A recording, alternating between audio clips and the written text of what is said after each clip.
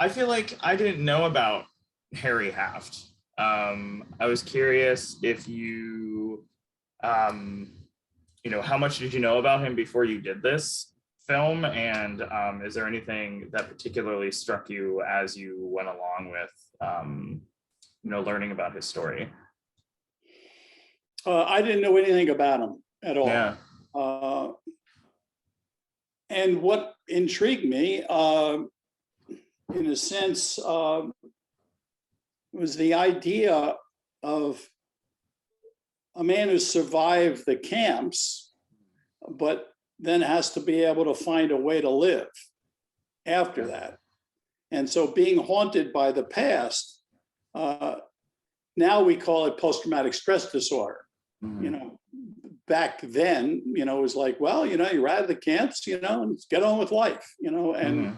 now we know it's not that simple for a number of people, whether they're, soldiers or what have you, that some traumatic event affected a person and they have a difficult time, just getting through day-to-day life because that aspect that haunts them. And, Mm-hmm. and certainly for Harry Haft, in many, many ways, in dealing with a sense of guilt, etc., and all of that. And you're struggling on a day-to-day basis with yourself.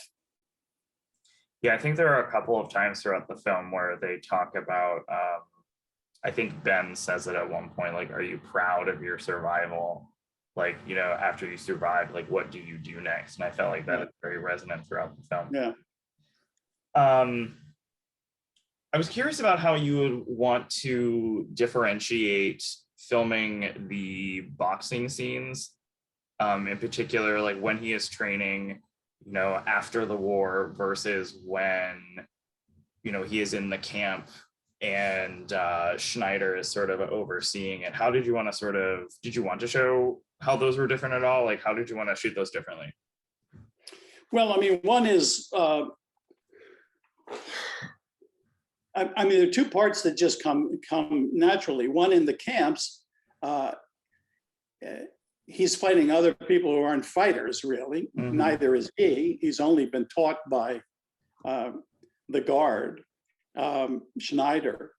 So he never learned good technique, and the people he's fighting certainly don't have, good technique. So they're very rough and messy in that regard.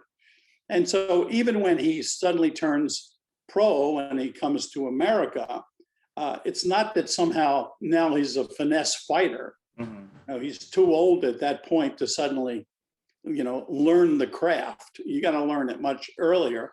Mm-hmm. The Danny DeVito character says to him, you were taught wrong. Of course, a Nazi guard is teaching you, what to do. So he never really mm-hmm. learned the finesse aspects of boxing. Yeah. And so we try to show that it's, these fights are not like the fights you'd see in other movies where, mm-hmm. There's two of these professionals. I mean, it's messier in almost every way compared to, a boxing film, which is in fact a boxing film for people who have been trained to do all of that. So even though he's being trained, there's only so much you can do at that particular age. Yeah, okay, that's true. I was curious if you could tell me about some of your relationship with Ben Foster. I feel like he is an actor who, obviously comes to the table with so much, in with his performance. But I mean, this is such a physically exhausting, mentally exhausting, performance. I was so captivated by him. I think he's one of our sort of most underrated actors. I love him. I agree. Yeah. And I feel like he does, a good amount of character work in some other films where, he hides a lot of emotion behind maybe some, masculinity or how people are supposed to act and behave. And I was curious, with such an emotional part like this, how much did you want to sort of like leave him on his own, give him something specific? I'm just curious about that relationship.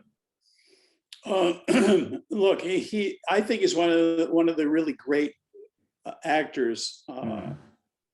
in this business. Uh, he has enormous commitment to it. He was the one who said, I'd like to lose like 60 pounds for the Wow. camp stuff. And he went on this incredibly strict type of diet, and he had, people to help him so that you can stay healthy and lose weight. Um, and so his commitment to that, to lose 60 pounds for the first part of the film, is is an enormous task and a responsibility at the same time. But he felt it was necessary, of which I did agree, certainly about that. And I think it's effective to the film. In general, he's an extremely dedicated actor. And fun to work with. So it's not like, we're going to like think or whatever and etc. We can throw ideas around and, yeah, this might work. Let's try this. Let's see what happens that. And sometimes I'd say, what about if this or whatever? And then we would just sort of, play around and see what comes out of that improvisational moment here and there. And so he's always open for the challenge of it. Yeah. We're always open to see, is there another moment here somewhere that we can explore? Is there another thing that ultimately an audience might go, oh, that's really interesting? So we're always on our toes in that regard, as opposed to saying, well, here, we got it, we don't need anything else. I think it's the exploration, because we're talking about a character. Mhm. People are complicated. And so the more that you can reveal of a moment here and a moment there, it adds up in the course of the film. So that's part of the quest of it all, and trying to do a piece that's sort of a Mhm. humanistic look at a man and certain issues. Yeah. Yeah, like anything, like whether it's something like The Messenger, or I remember seeing like a video of him in like Streetcar Named Desire with like Vanessa Kirby and Gillian Anderson. It's just sort of like there's like a magnetism to him that it's just sort of like anything he's in, I'm like, all right, I'll watch it. Because it's Yeah. great.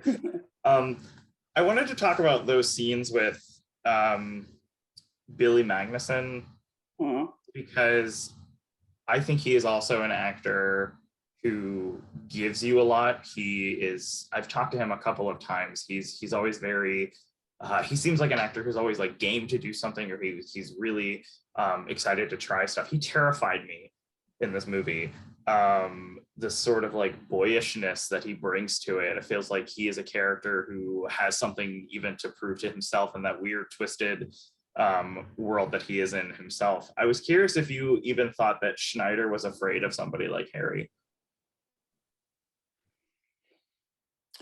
I don't know that he's afraid of him, but I think he knows that he is someone to reckon with.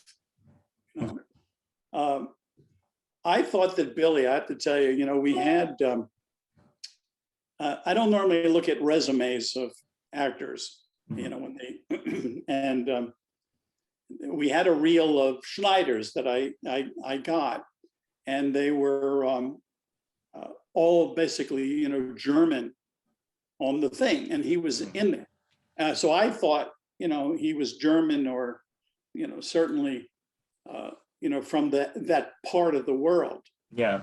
And so I had no idea that I had no idea that he was, an American, because he was so convincing to me in doing it, that I went, oh yeah, this guy's very good, then, I guess we have to, fly him in. And the casting person said, no, he's here. He's So it was sort of interesting in that way, because I didn't recognize him. I had seen him before, but I didn't recognize him in this particular thing. And I thought,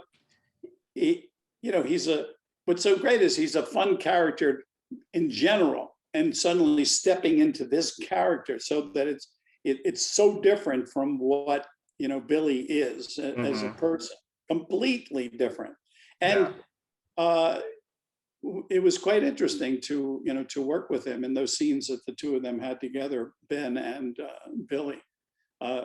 So that it's sort of like, boy, it just comes to life, and so it's a little bit of an embarrassment of riches when we'll do a take and another take and another take. You go, wow, we've got this. Yeah. Yeah, those scenes between them, like the scene where, you know, Schneider puts his back to Harry and, you know, he's just talking. And I don't know, the scenes between the two of them, I was like so on the edge of my seat every single time when there's like nobody else around. I mean, the enthusiasm that he shows during the fight scenes is absolutely, it's scary. And then like the scenes that they have these, you know, just a man talking to another man, with these like crazy circumstances sort of weighing on top of them. I think those are some of the best scenes in the whole movie. Like the whole thing about the monologue about like the Third Reich will fall, it is inevitable, stuff like that. Yeah. Okay.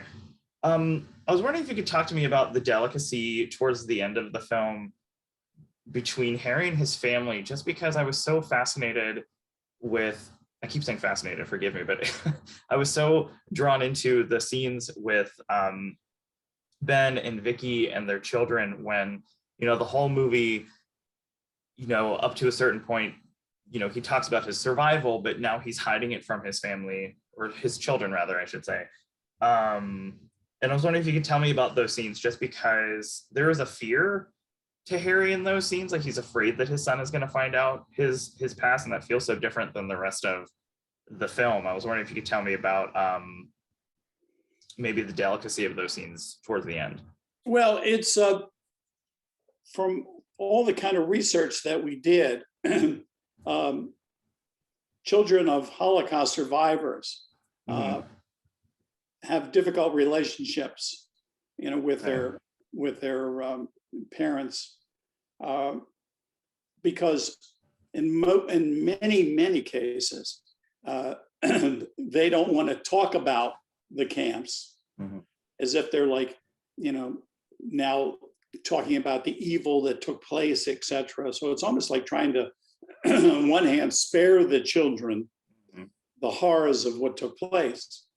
And from what I've read and what we talked about, is that, so you try to spare the children, but the children know something's wrong.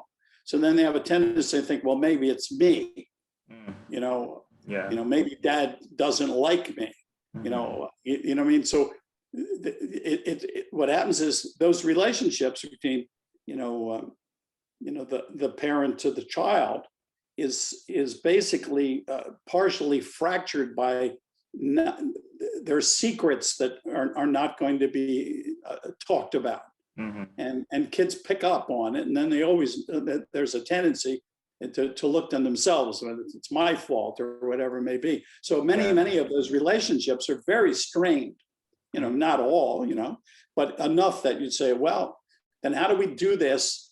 Because how do we talk about what we can't talk about? Yeah. And so that's the way to try to handle it. And so you can see that the boy wants to know so much more and knows something's wrong and can't get answers. Yeah. And kids pick up on stuff so instinctively, whether they can put their finger on it or not. Right. Yeah. They can't articulate it, but they sense it. Yeah, of course. Okay, so I think the last question I wanted to ask you, this is sort of I don't think it's an awkward question, but it's just sort of like, I kept thinking when I was watching the film, I couldn't help but think about, sort of what is happening in the world right now. Obviously, we don't know what's going to happen, on the other side of the world. It just feels like, an anticipation of perhaps maybe it's going to be a global conflict. We don't know. We're sort of watching it happen minute by minute. I was curious if you think audiences, maybe this film might resonate with people more with such a huge event sort of unfolding before our eyes. I mean, it's a good question. I wish I could give you a real answer to it. They don't know. And I can't even speculate. There is a flaw in I think in mankind, is that we do such terrible things, from the beginning of time, and it's unexplainable to a certain degree. You can say, well, because of and you try to tie it to economics, or you try to, and we can do all that. And you say, but why? Why? What is it? What is it about us? At times, it's such inhuman, things take place, and it continues. And then there are those, basically trying to deal on a daily basis and not understanding and trying to survive, and all the hardships that go with it. And it's not always the same scenario, but the struggle, keeps going on. I mean, so what's it going to be like in, 10 years for, down the road, in terms of the Ukrainians, and how were they affected by what took place, and what things did they see and feel that now affects their lives, going forward. All of those particular issues are on the table, and we just keep repeating it in different ways of the events over and over again, and we can never understand why it is that we can't just sort of have some common aspect, worldwide, that we can understand one another and then get on with the other particular issues that would confront us. I don't understand the inhumanity, to man that keeps repeating itself over and over again, unfortunately, and it's frightening.